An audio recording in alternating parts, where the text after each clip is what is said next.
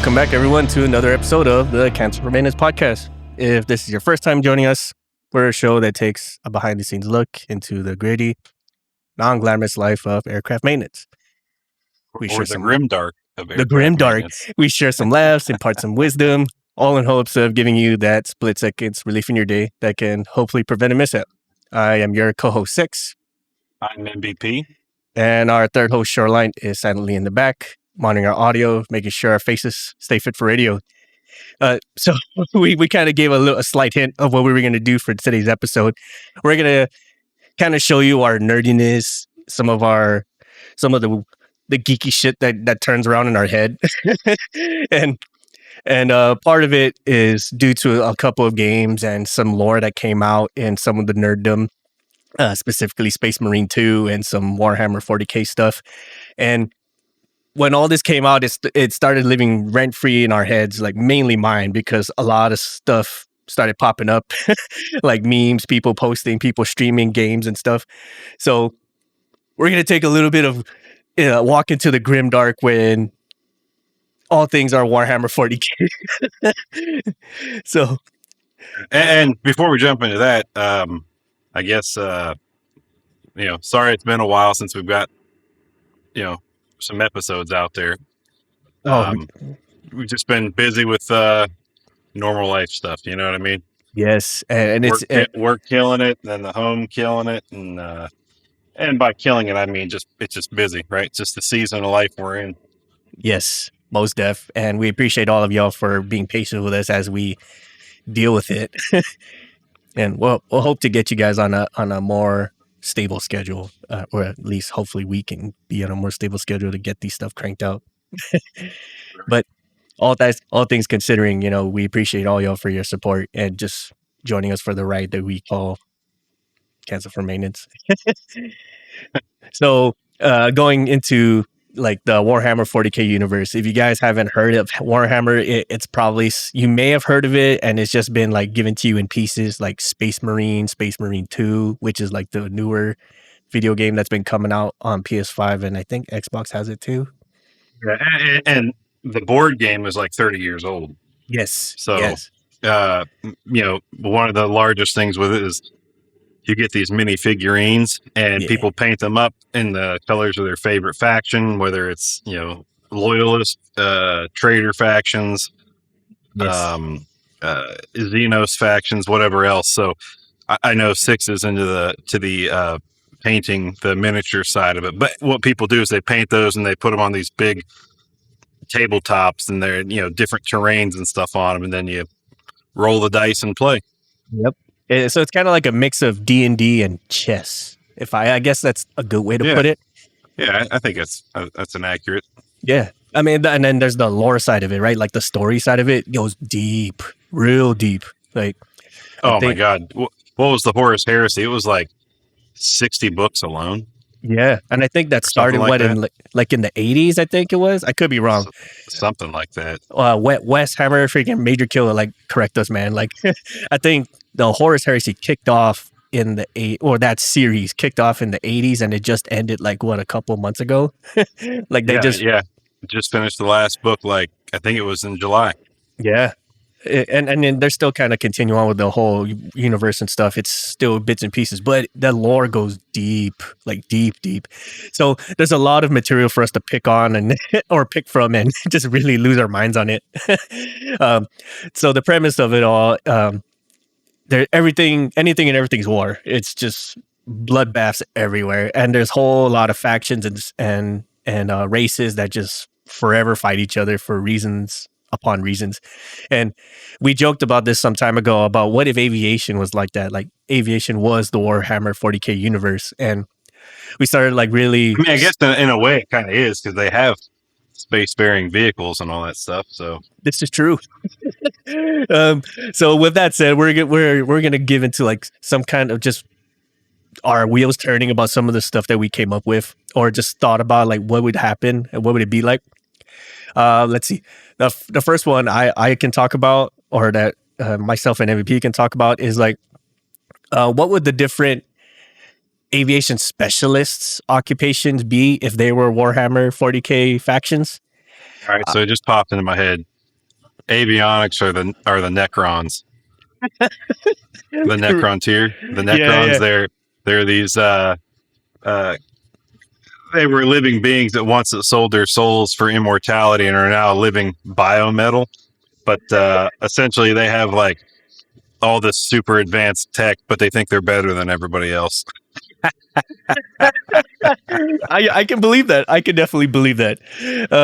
So for the non Warhammer folks, Necrons are kind of like as MVP said, like they were at one point in time like actual races, like they were a race of people, and then sold their souls. So now they're kind of like these machine zombie things. I guess that's an accurate way to put it, but they're more or less like they're living technology at this point, and they just think they're better. And that kind of rolls true for a lot of avionics tech. Like they dive so deep into the technology, like that's legit their way of life. And some are more nerdy than others, so they just have like zero human interaction other than through some type of computer interface. So I think that's actually rings pretty true. That avionics be Necrons. That's a good one. The first one that popped in my head were mechanics, right? And this one I can think can go one of three ways. If they were space marines, like in the video game Space Marines, I would say they'd be most like the Iron Hands. And I say that mostly because mechanics just love machines. They would rather interact with machines than they would with people. And what's their saying? The flesh is weak. Yes, that's their mantra. Yes, and then also like Iron Hands have mechanical hands, right? Like, or well, there's obviously more parts, but mechanical hands, and they can do all kinds of like Swiss Army knife type stuff. So I would imagine there's mechanics out there that would be okay with having Swiss Army knife stuff for hands. Instead of having to lug all that stuff around, they just like, let me just like whip out my whatever tool I need for the job from my right arm or some shit. If you guys remember like Inspector Gadget, go Gadget Finger. Yes, yes, that and that's the Iron Hands. I would say if that was a name, if there'd be a name, an air quotes name for a aircraft mechanic faction, I would say maybe Iron Wrenches.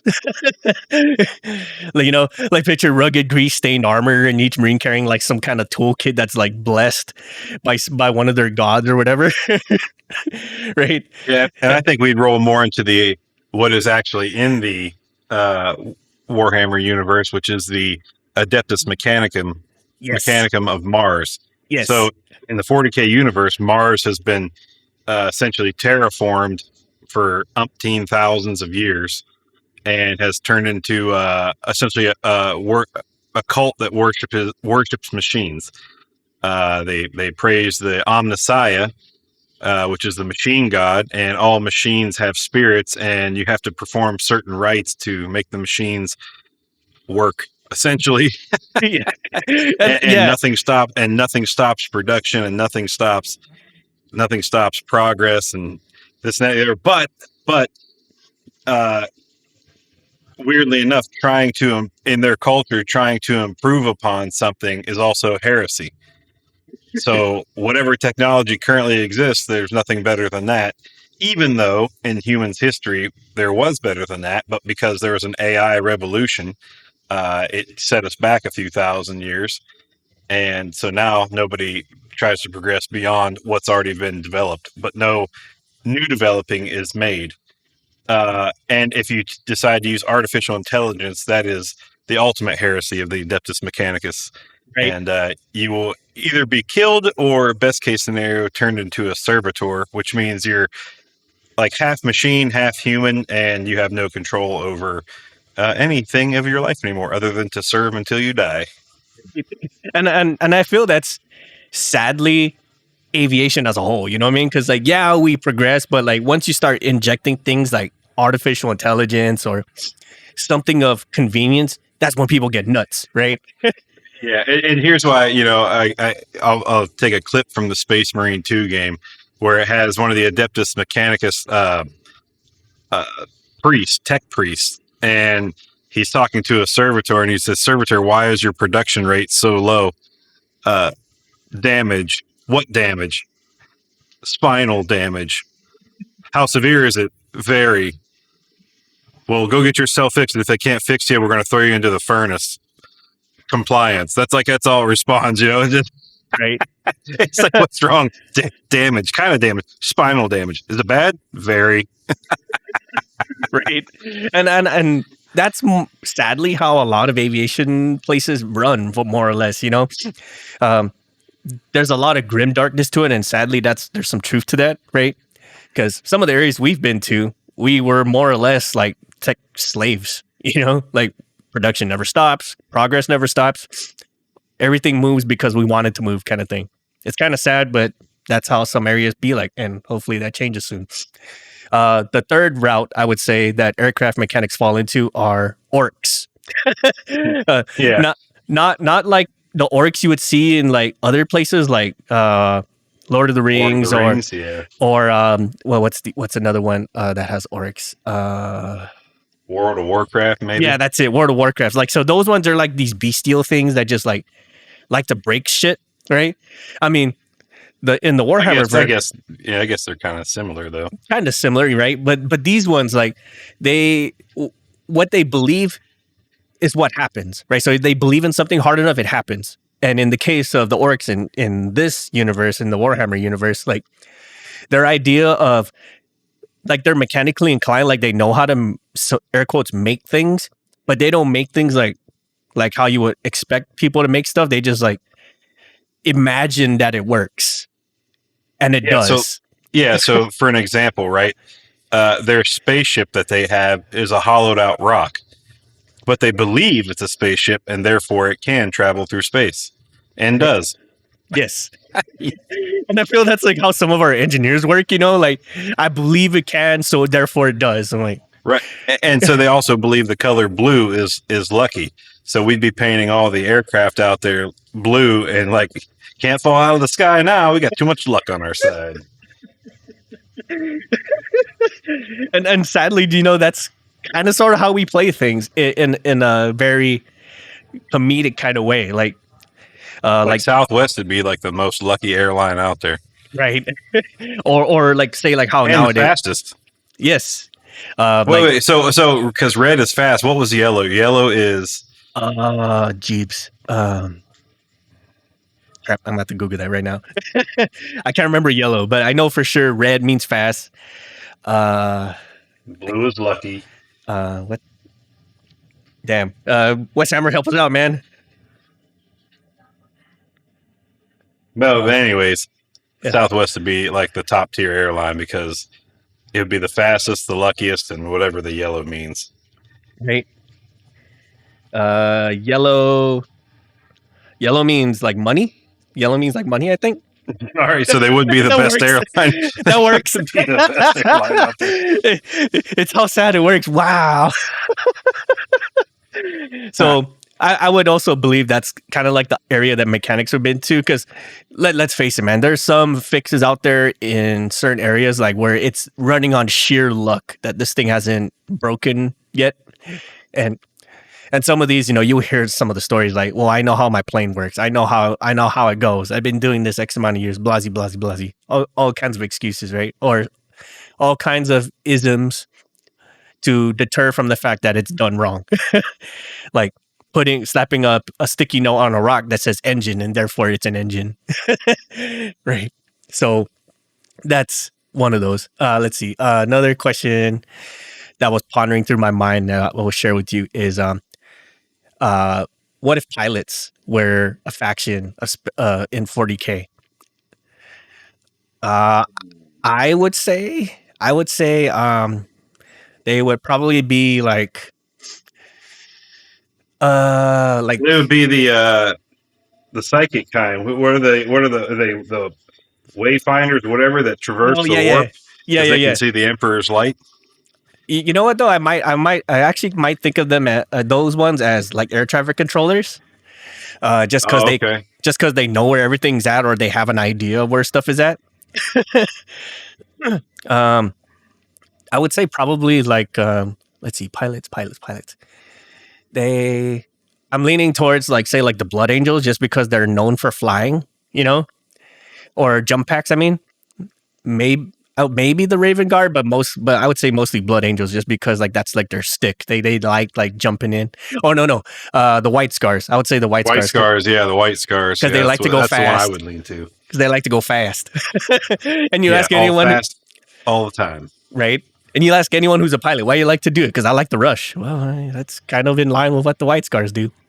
So White Scars, for the non-Warhammer peoples, they're more or less like, think like the Mongol horde in like Genghis Khan time frame, where they just like to ride horses and just pillage shit.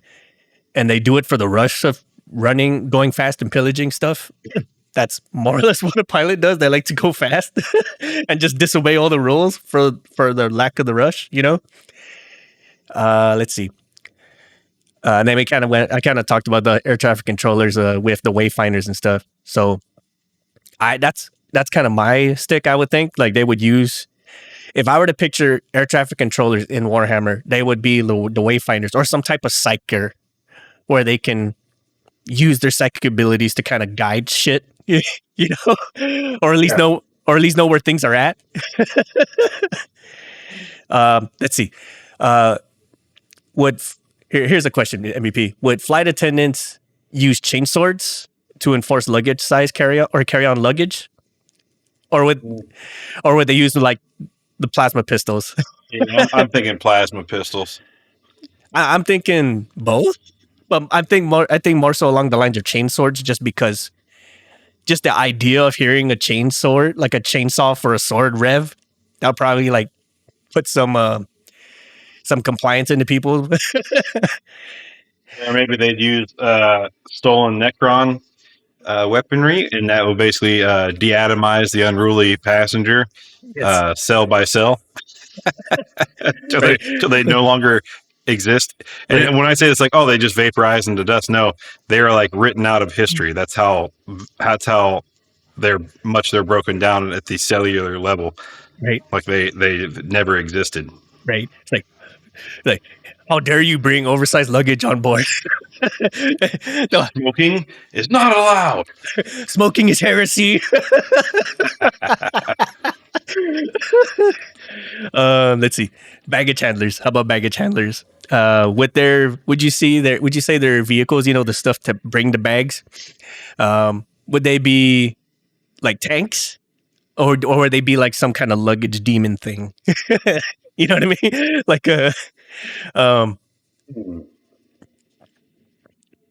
personally, I would say a tank, just because of how much stuff they carry, and I would say it would also have like something painted on the side that says "lost luggage, not on my watch" kind of thing, and just all kinds of banners like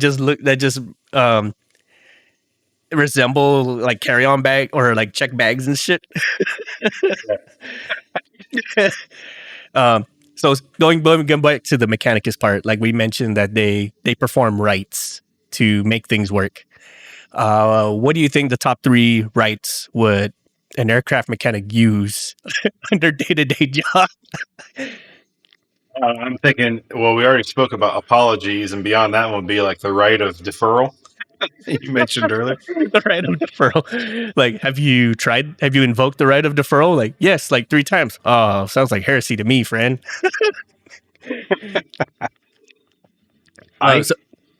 Go ahead. I was saying, imagine like, like those in-flight safety videos, like they play like, please watch a brief presentation about the safety features of this aircraft or whatever the hell, right? I don't know the full verbiage. I'm sorry for all our flight attendants out there, but imagine like that flight safety video, and it was produced by the Mechanicum. Like, what do you think that video would sound like? Very robotic, but like 1980s robotic voices, like 1980 movies robotic voices. Like the technology is not there, and it's just kind of what we pictured. Like you're talking into, like when you're talking into a fan. I was picturing like the same thing, like 1980s, but it's kind of like one of those like like a toy commercial kind of thing.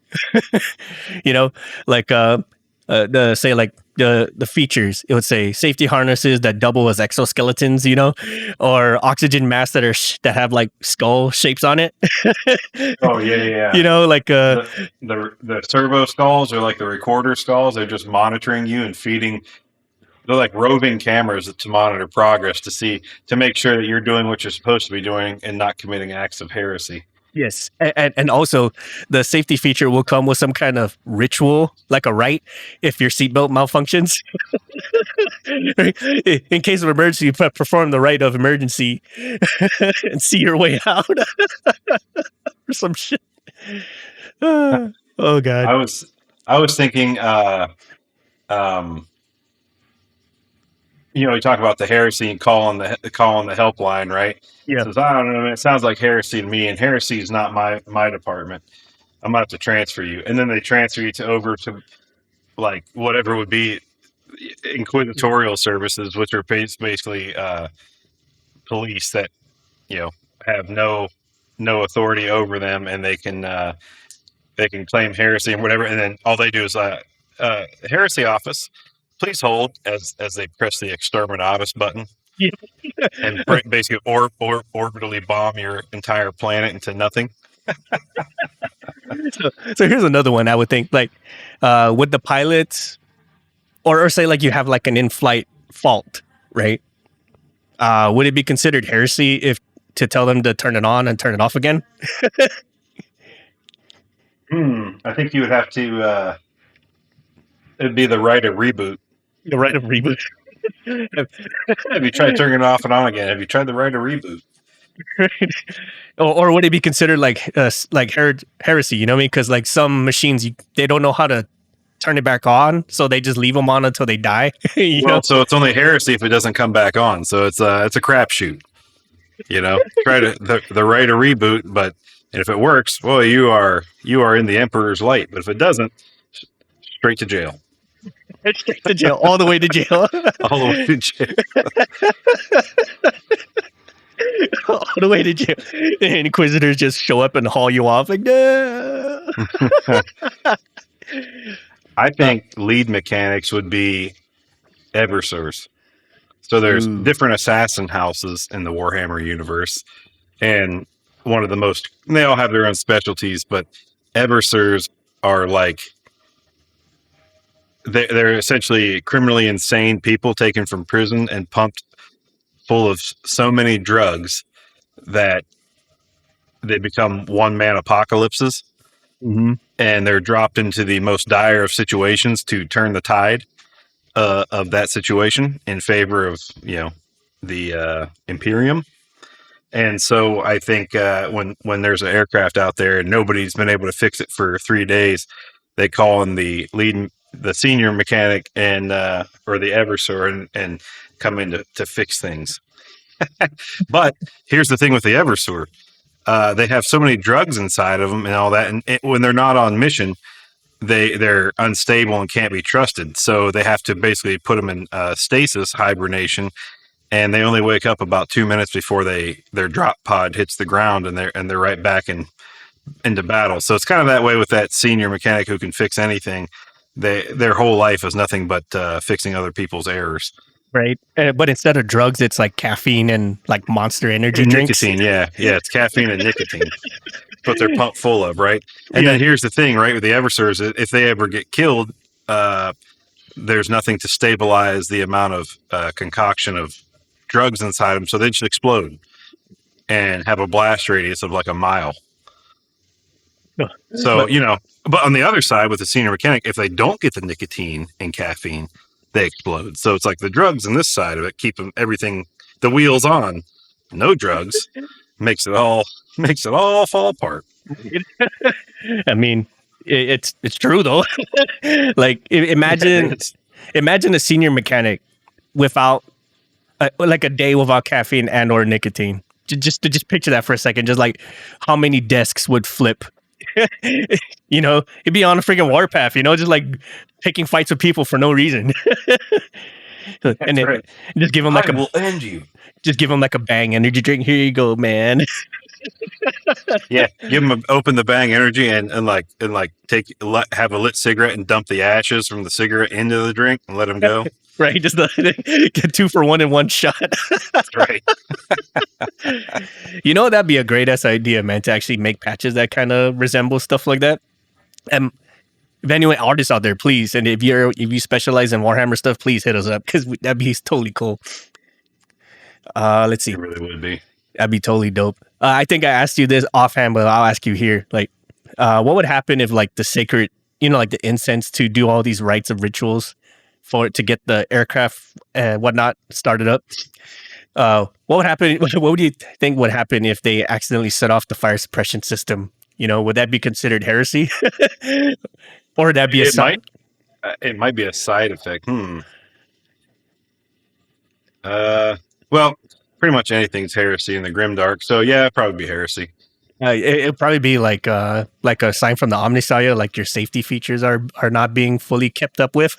Mm-hmm. Like it's a sign from the machine god, like, I think some Inquisition needs to be held here, and just start sending in like the QA Inquisitors to like start like quiz fucking people and just mind wiping shit. Right. We're getting some weird shit here, man. And if you think like this is some real weird stuff you guys are talking about, I'm telling you, man. Like if you guys ever sit down and just read a synopsis of some of the stuff that goes on in the Warhammer / Space Marine universe, it's some wild shit. And the war in heaven alone is mind-bendingly large. Yes. And so like going to like the documentation side of the house, like the logs and records, I think we spoke about this a little bit ago, but if I were to say these guys are a faction, they would probably be like the tech priests who just write shit, like I don't think they were the tech I think they were like the, oh my gosh, we were talking about it earlier. It was like they're like scribes. They're like all they do is write bureaucratic paperwork. Day in and day out. That's your entire life until you die. Oh my gosh, it was like the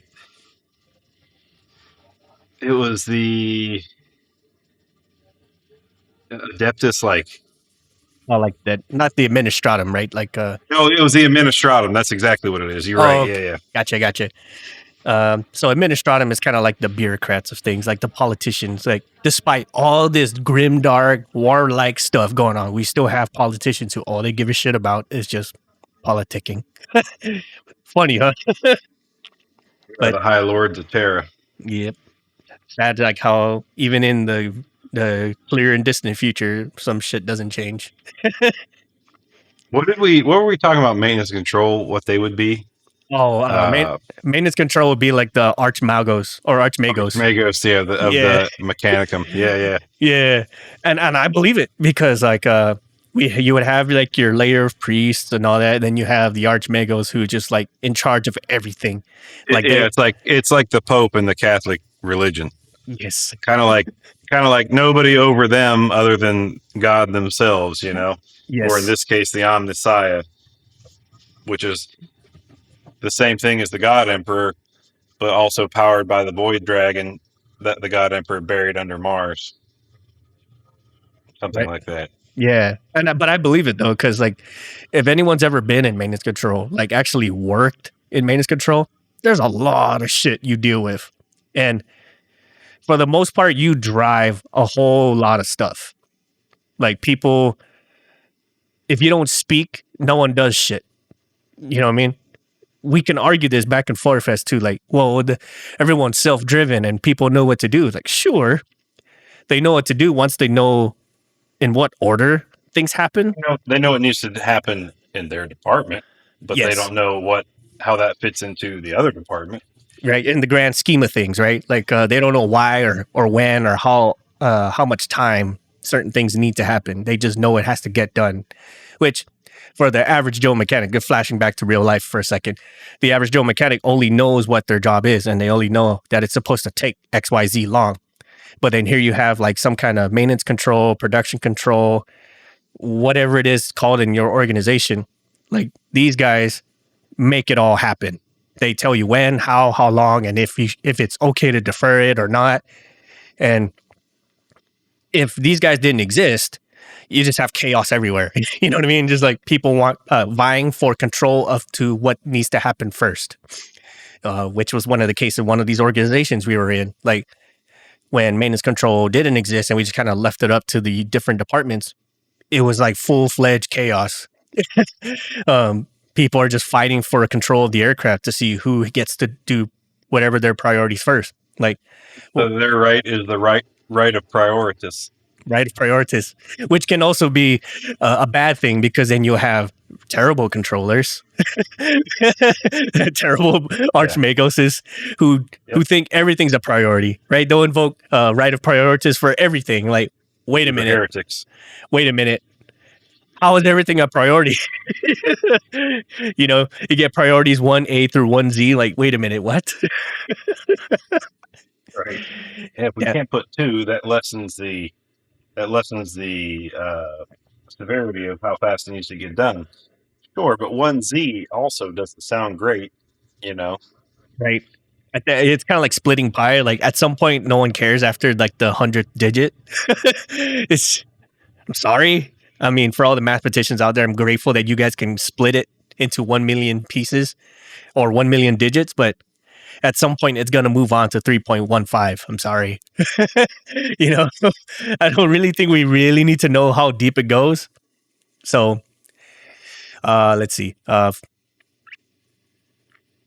Going on to the quality assurance guys, I full on believe that these guys would be the inquisitors of stuff. Oh, all day long. All the live long day. And I honestly would rock an inquisitor badge if there was ever such a thing for equality, because these guys pretty much make everything. They ensure that air quotes heresy doesn't happen. But in the real world, it'd be considered compliance and adequacy. So I guess compliance and adequacy is like the opposite of heresy. If you were to put that in real world terms. Yeah. But also sometimes they go so compliant that it's heresy.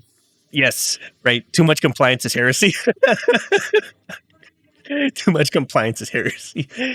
You gotta love this stuff, man. Like, there's so many layers to this, and we love it every single time. Like, every time we feel like we've nailed something down, something else pops up or a new perspective comes up, and it just kind of throws everything into a deeper well of stuff that you can explore.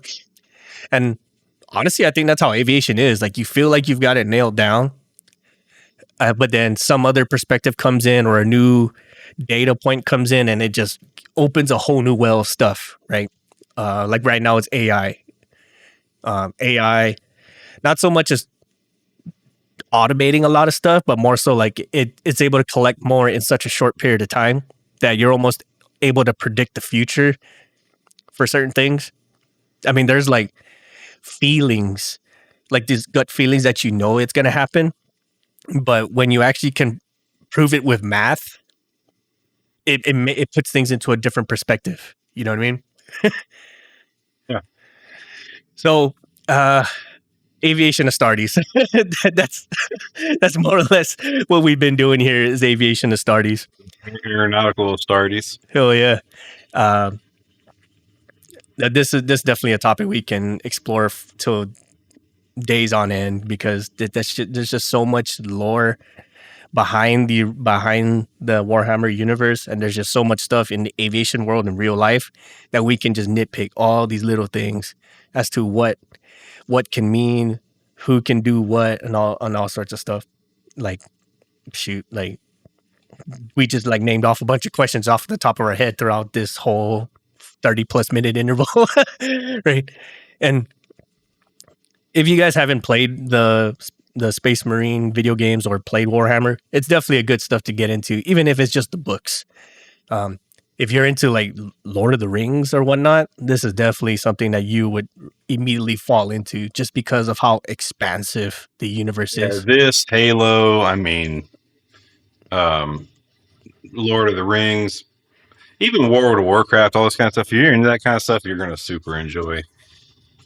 You're going to super enjoy Warhammer. Yes. And then like as we said in the beginning, there's some tangible stuff to this, like models. Some of these models are real elaborate. even if they're unpainted. You can totally paint it and go nuts and just really explore your artistic side with it. But if you just get the models in general, God, these things are nice, man. Like, they're expensive. Don't get me wrong, they're expensive, but they're nice, and they're small too. So you can have like a whole army's worth of them, and they probably won't even take up half your desk, depending on what models you're buying, obviously. But yeah, what scale you're getting or whatever else. Yeah. So I think right now I have maybe seven right now, just chilling on my desk, and it barely takes up the same amount of space as my keyboard, just barely. So, hell yeah. That's cool. Yeah, man, it's good shit. Let's see. One thing we can end on as far as the Warhammer verse is going. Let me see if I can come up with a question. Well, I was going to say, what would chaos be? The chaos factions be in the realm. So for those who, okay, so in the Warhammer universe, gods and demons and everything are real. All right, they're very real. You have your gods of the warp, which are the chaos gods, or the old ones back in the War in Heaven days, and then you had your. But each race has their own living deities. It's kind of interesting. But chaos is Nurgle, which is the god of disease, essentially. You have Khorne, who's the oldest of the gods, but he's the god of blood and skulls. So anybody who worships him is, their chant is blood for the blood god, skulls for the skull throne. Khorne cares not from which the blood flows. Yes. So basically, he's like the god of war, essentially. Then there's Tzeentch, which is the changer of ways. Sort of like a god of mischief, but he's just manipulative and everything else. And then there's the newest one that was birthed into reality by a race of space elves called the Dark Eldar, called Slaanesh. Yeah, the Prince of Pleasure. Which is kind of a play on words, man, because he's depicted as a prince, but he's kind of looks like a woman? Question mark. Yeah. But yeah, so let's see. God of excess. Yes, excess. That's it. Excess. Let's see. For chaos, geez. I can only think of opposites of what we're going. Like, say, like we were talking about, like heresy, like for the maintenance controllers. I would say those kind of controllers would be like disciples of Tzeentch, because they just like to manipulate and just fuck things up for no reason, Yeah, I'm thinking like, all right, follows the Nurgle, the lab service crew. Yes. Ooh. Yeah. You're right. You're absolutely right. I would say Khorne disciples would be like the line mechanics, the guys on the line doing line stuff, because like their main concern is just pumping things out, just get it in and get it out, right? More flights for the flight god, Right.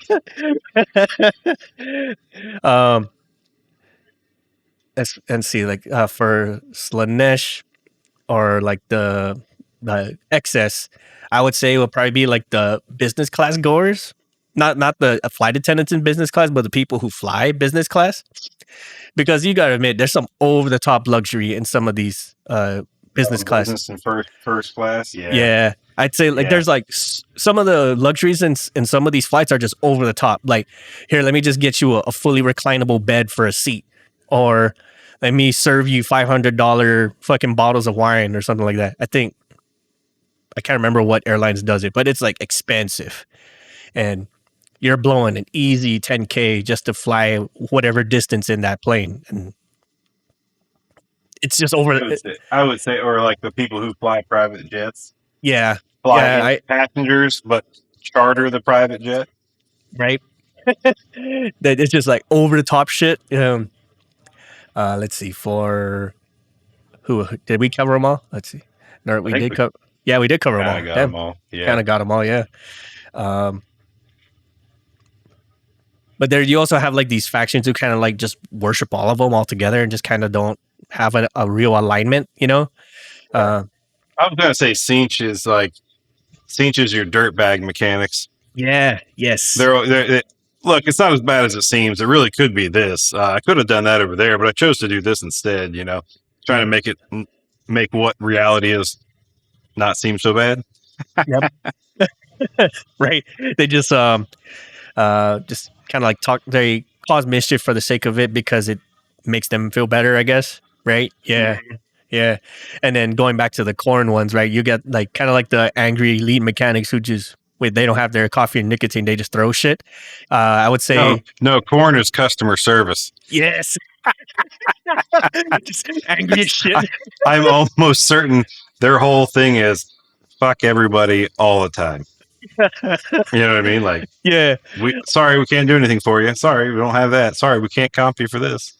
Right. More disappointment for the disappointment god. Now, is there customer service out there that are like that on purpose? Probably. But I would also disclaimer that there's a bunch of customer service people who have probably hit their limit as far as talking to people just because of how demanding some of them can be. And I know that for myself. So for all of those CSRs out there that really try to do good things, praise you be, man. The Emperor's Light protects. You guys are some real MVPs on that one, and I hope you guys don't lose that light because we definitely do need some CSRs out there that actually give a shit, compared to. I'm sure there are some that do, and their hands are tied just as much as the next person's. But I always just think of like what the stereotype is, Yeah, you're right. Like a DMV worker, right? Like they'd definitely be a follower of corn. Yes. They're just counting bodies of how many they just maybe that's what the FSDO office is, like the FAA. Maybe they're the followers of corn. Maybe, right? They just especially when they go do their surprise inspections, they're just hunting for freaking failures. Maybe. Please. What's the one chaos god that exists but hates all other chaos? I mean, they all hate each other. But there's one that hates all of them more than any of them. Damn it! Crap. Damn it! It's been a while. It's not the Prince of Darkness. It starts with like an M or something like that. Yeah.